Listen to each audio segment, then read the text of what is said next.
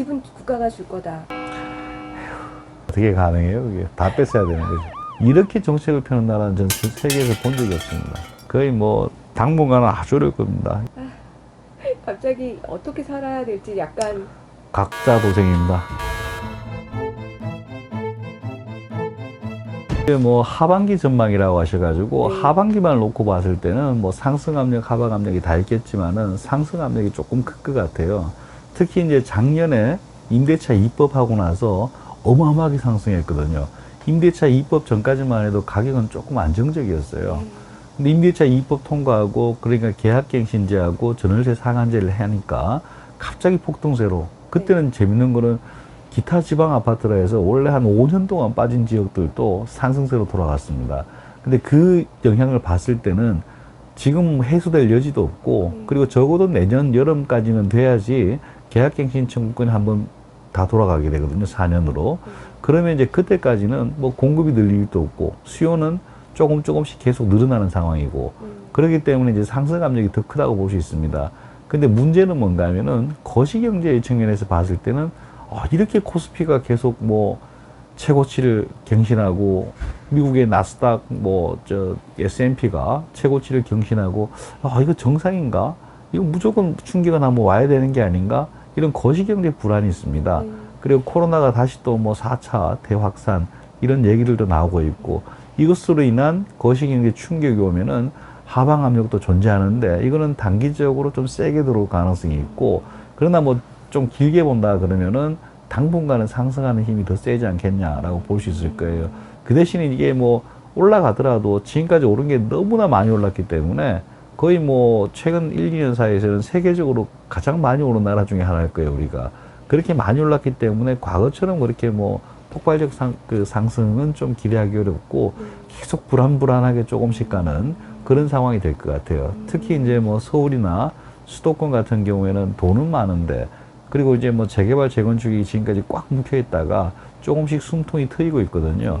그리고 이제 국가에서 하는 공공주도의 뭐 주택 공급 정책 이런 것들도 개발 호재로 인식할 가능성이 큽니다. 그 말은 이제 아직도 상승 압력은 좀 남아 있다.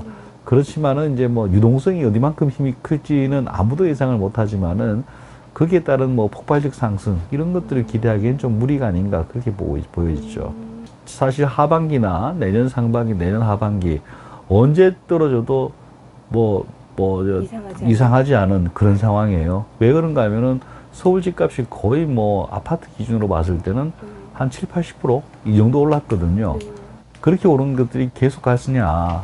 그리고 사실 이제 정부에서 양도세 같은 것만 좀 완화해줘도 물량이 시장에 많이 나올 겁니다. 어떻게 이제 뭐 강남의 사람들 보게 되면은 뭐 한 8억짜리가 지금 한 15억 한다. 이런 사람들이 많거든요. 그런 아파트들 소유주를 보게 되면은 양도세 문제라든가 이런 것들이 좀 해결되면은 1억 싸게 내놓겠다는 사람이 꽤 많아요. 그 말은 시장에 물량만 출해되기 시작하면은 가격이 언제든지 조정이 한번 올 수 있다라고 볼 수 있습니다. 근데 그 조정이라는 게 계속 떨어지는 조정이냐 아니면은 이렇게 올라갔다가 좀 조정받고 다시 가는 그런 상태를 얘기하느냐는 좀 차이가 있죠. 뭐 지금 전 세계적으로 다 거의 똑같은 현상입니다. 이거 지금은 이제 뭐 코로나를 극복하겠다 아니면 그전에는 뭐 금융위기, 유럽발 재정위기 이런 것들을 극복하기 위해서 돈을 워낙 많이 풀었거든요. 이 돈이 풀린 것들을 보게 되면은 집값이라든가 뭐 코스피 주가라든가 이런 것들 원자재 가격이라든가 다 이렇게 많이 오르게 돼 있죠. 거기에 따라서 이제 사람들의 실질소득이 늘지 않기 때문에 일반인들은 이제 주택을 사기가 상당히 어려울 겁니다. 그렇긴 하지만 또 다른 측면에서 보게 되면은 최근에 작년까지만 하더라도 또는 재작년까지만 하더라도 대기업에서 이제 인센티브 주는 거 있잖아요. 그 금액은 어마어마합니다. 우리 같은 이제 사람들은 좀 이해하기 어렵지만은 대기업에서 뭐 인센티브를 뭐 수억 원 또는 뭐 10억 원 이상 받는 사람들도 많이 나타나고 있고 그리고 기업 실적이 좋아지면은 그것들은 이제 직원들한테 많이 배분을 하고 그 다음에 또 이제 뭐 배당 소득이라든가 배당 이득 같은 것들도 좀 많이 하고 있거든요. 우리 일반 서민들은 이해하기 어려우나 그 많은 돈들이 뭐 특정 계층들한테는 많이 가고 있습니다. 그래 그 사람들 같은 경우에는 아주 뭐 요지의 그런 것들을 살 뭐 여력이 있는 것들이죠. 현금이 확보가 된 거네요. 그렇죠. 지금 강남 같은 경우에는 15억 이상 아파트들이 대부분인데 좋은 아파트들은 대부분인데 그 사람들 보면 거의 다 현금으로 산다는 거예요. 우리 같으면 상상도 못 하는데. 근데 문제는 이제 이 강남 아파트 값이 계속 오르는 것을 그냥 놔둘 것이냐의 문제도 있습니다. 왜 그러면 강남이 한 20% 올랐다. 네. 그러면 이제 노도강 아니면 이제 금관구 네. 그런 지역들도 5%는 올라야 되는 거 아니야? 이렇게 생각하거든요. 그 말은 따라 올라가는 현상이 계속 있다는 거예요. 그래서 이제 뭐 이쪽 계층을 위한 주택만 짓는다. 그것도 좀 무리가 있고 전반적으로 주택 공급을 다 늘리는 게 굉장히 중요하죠. 그건 아무도 모르는 거고 전체 수요 공급이고 과거에 이제 서울 사람들이 서울 집을 사고 이랬을 때는 올라가다 좀 멈추고 했는데 지금 뭐 전국적으로 다 서울에 집을 하나 사야겠다 이런 것들이 강한 것 같아요. 그러니까 이제 올라가는 게 훨씬 많이 올라갈 가능성이 크다 그렇게 보여집니다. 경제연구원에서도 뭐 GDP 상승률 예상을 매년 하는데 맞히는 기관은 거의 없듯이 그 뭐 보시는 분이나 듣는 분들이 네. 자기가 듣고 이제 판단을 해야 되는 것이고 전반적인 건 맞더라도 지역마다는 또 다 달라요. 그렇죠. 그리고 가격대별로도 다 다르고 그리고 자기 목적에 따라서도 다릅니다. 뭐 서울이나 이런 데 같은 경우에는 뭐 서울이나 부산이나 광주나 뭐 대구나 이런 지역들 있잖아요. 거기서 장기간 자기가 평생 살겠다 그런 생각이 있으면은 언제든지 사도 됩니다. 집값이 떨어진다 해서 자기 돈이 날아가는 것도 아니고 결국 몇십 년 지나면 또 다시 올라가거든요. 그렇죠. 자기 사는 집이 오르고 내리는 것은 팔았을 때의 문제고 계속 살게 된다면은 뭐 전세로 계속 이렇게 쫓겨다니면서 사는 삶보다는 그게 더 좋을 수도 있습니다. 뭐 재산상에서는 약간 마이너스가 날지 몰라도 10년, 20년 지나고 보면은 거의 뭐 그 가격 비슷하거나 더 올라갈 가능성이 크니까요. 난 진짜 한 20년, 30년 그냥 이 가지겠다. 물론 지역이 중요합니다. 뭐 아주 뭐 인구 쇠락하는 지방의 소도시 이런 데서 뭐 사는 것들은 좋지가 않고 대도시 위주로 접근한다면은 뭐 아주 최장으로 물려봐야 뭐 한 10년 물린다. 근데 10년, 20년 지나면 다시 올라가는 것들이고 대부분이 물론 경제가 정상적으로 성장한다고 봤을 때 그렇게 올라가는 것들이기 때문에 뭐 그렇게 뭐 꺼릴 건 없죠. 근데 뭐 지난번보다 지금은 이제 사기에 조금 더 부담스러운 가격으로 올라갔다는 건 분명합니다. 적어도 한 3년, 4년 지나고 나면 3기 신도시 입주 물량이 어마어마하게 많거든요. 그 물량이 나오면 가격은 필연적으로 조정을 받습니다. 그 조정폭이 어디만큼 되느냐? 그것들은 이제 판단하기는 어렵겠지만은 과거에 이제 주택가격 지수들이 충격을 받는 걸 보게 되면은 5 내지 10%까지 충격을 받을 수 있습니다. 뭐 직전 연도가 5% 올랐다. 그런데 마이너스 5%까지 떨어질 수도 있고요. 그 정도까지 이제 상승률 차이가 있다. 그래서 그것들은 조심해야 된다로 보이죠. 근데 지수의 가격하고 평균 아파트 가격은 좀 차이가 있습니다. 우리가 지수를 조사한 것들은 뭐 한 86년부터 조사를 했는데 아파트 가격, 평균 가격을 조사한 건 2009년부터였어요. 그러니까 이제 데이터가 굉장히 짧아요. 그 두 가지 관계가 사실 맞지는 않습니다. 지수가 한 5%다. 그러면 매매 가격은 대략 한 10% 정도 움직인다. 이 정도 감으로 생각하시면 될 것 같아요. 그러면은 뭐 지수가 한 5% 움직인 적이 많으니까 그 말은 이제 가격으로 보면 한 10% 정도. 그 어마어마한 양입니다. 그것도. 그런 조정은 언제든지 들어올 수 있는 겁니다. 특히 이제 3기 신도시 입주가 되면은 뭐 그렇게 조정이 들어올 가능성이 크죠. 바로 안쪽에 받습니다. 바로 근처가 제일 크게 받고 반경 한 5 내지 7km, 뭐 한 8km 이 정도는 직격탄을 맞습니다. 그래도 신도시가 크냐 작으냐에 따라 가지고 한 100만 평이다. 그러면 5km 내외가 영향을 받을 가능성이 높고 한 300만 평짜리다. 그러면 한 10km까지도 영향을 받게 됩니다. 과거에 우리가 이제 200만 원 공급하고 할 때는 좀 직접적인 비교는 어렵습니다. 지금도 이번 정부에서 뭐 공급 계획대로 다 한다면 200만 원 이상이 공급됩니다. 근데 지금은 현재 주택 자체가 한 2천만 채 넘는 상황이고 과거에는 한 670만 채 했을 때 200만 원이었어요. 그러니까 어마어마한 물량이죠. 근데 그때 어떤 일이 있었는가 하면은 서울 아파트 값이 90년까지 연간 상승률이 한 30에서 35%가 매년 올랐어요. 지수로 봤을 때. 강남의 아파트는 매년 2배씩 올라갔다고 보시면 돼요. 그 삼저 호황이라든가 이것 때문에. 근데 90년에도 한 30% 이상이 올랐는데 입주가 시작되자마자 마이너스 5%로 떨어집니다. 그게 그만큼 충격이 큰 거예요. 입주 물량이라는 게.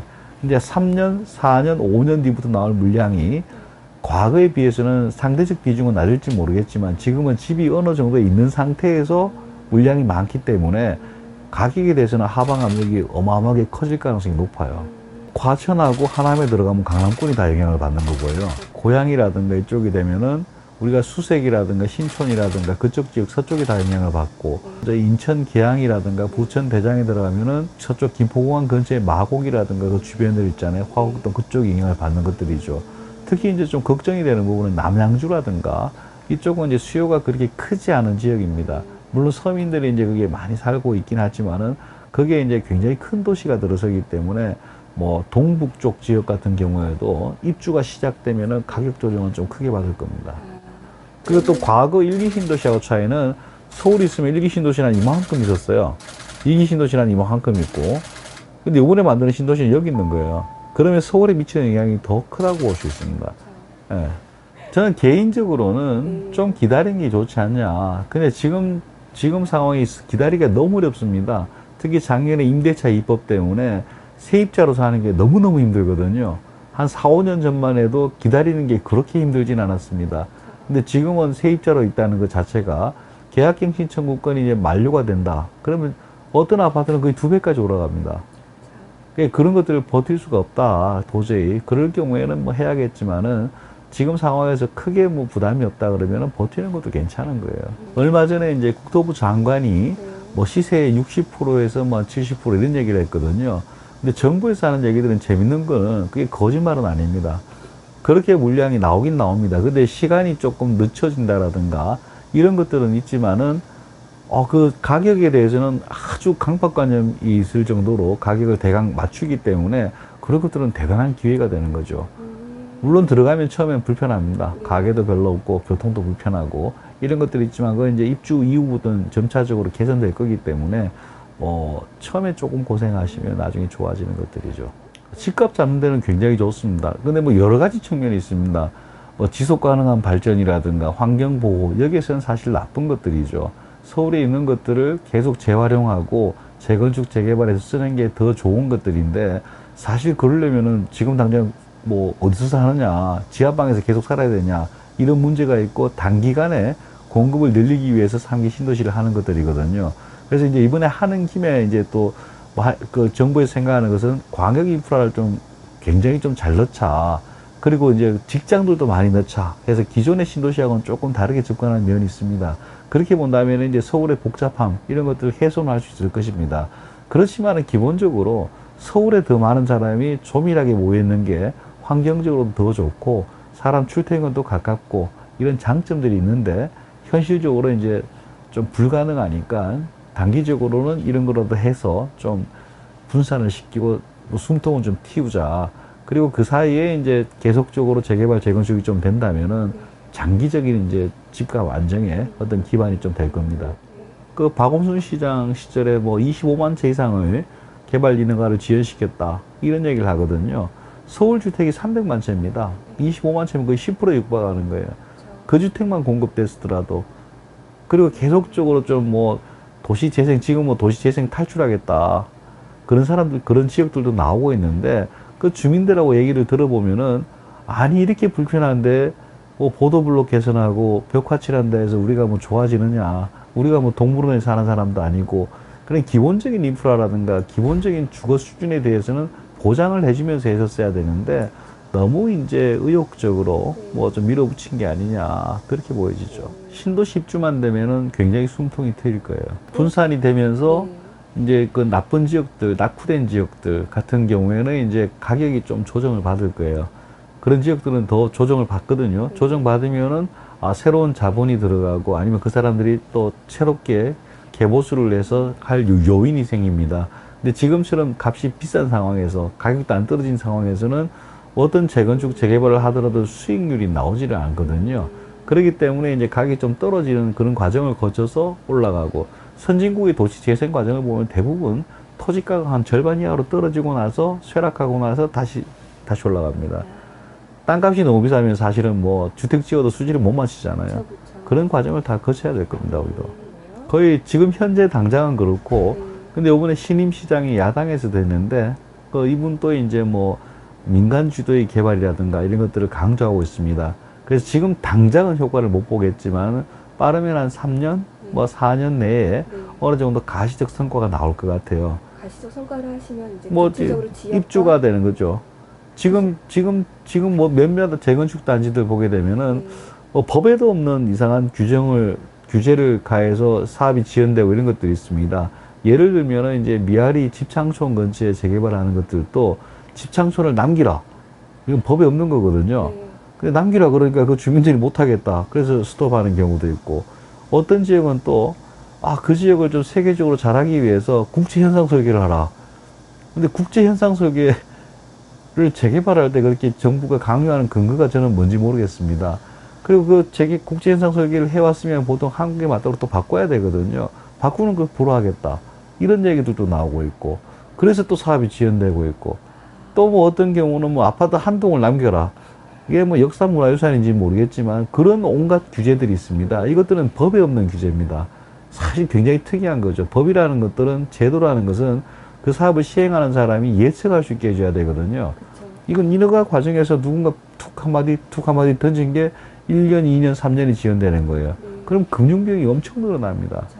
그래서 이런 것들만 제거를 해도 당장 가시적인 게 몇 개 나올 거예요. 그런 것들만 제거해도 상당 부분이 물량이 늘어나고, 그 다음에 이제 뭐 올해, 내년 사이에, 내년 지방선거 때문에 이제 또 뭐 그렇게 본격적으로 하지 못할 거예요.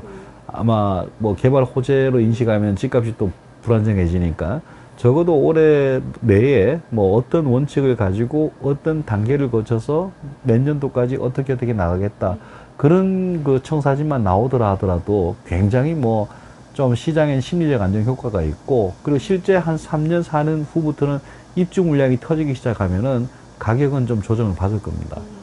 그게 이제 또 공교롭게도 신도시 입주 시기하고 거의 비슷해요. 내외로 공급이 터진다는 거예요. 뭐 특히 정치인들이 이상한 제도를 만들고 계속 그렇게 나가니까, 뭐 투기꾼 잡는다고 해서 뭐 똘똘한 한 채 몰리면서 갑자기 가격이 폭등하고, 임대차 입법 만든 사람들도 세입자 보호였을 거예요.